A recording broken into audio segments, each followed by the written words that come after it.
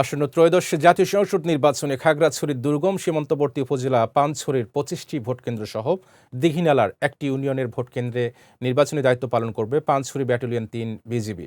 সকালে Panchhari battalion ৩ BGB আয়োজিত press ব্রিফিংয়ে কথা জানান Panchhari border guard BGB commanding officer lieutenant colonel Rabiul ইসলাম।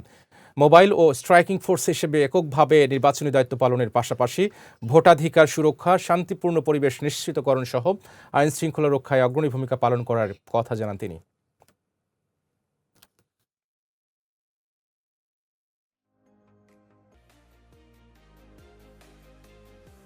আসন্ন ত্রয়োদশ জাতীয় সংসদ নির্বাচন ও গণভোটকে সামনে রেখে বর্ডার গার্ড বাংলাদেশ সারা দেশে ৪৯৫টি উপজেলার মধ্যে ৬টি উপকূলীয় উপজেলা ব্যতীত ৪৮৯টি উপজেলায় ৩৭,০০০-এরও অধিক সংখ্যক জনবল মোতায়েন করেছে।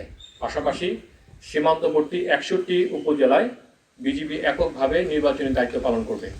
একটি পেশাদার, শৃঙ্খলাবদ্ধ ও নিরপেক্ষ বাহিনী হিসেবে বিজিবি নির্বাচনকালীন সময়ে শান্তিপূর্ণ পরিবেশ নিশ্চিত করা, আইন শৃঙ্খলা রক্ষা করা এবং জনগণের ভোটাধিকার সুরক্ষায় সক্রিয় ভূমিকা পালন করবে।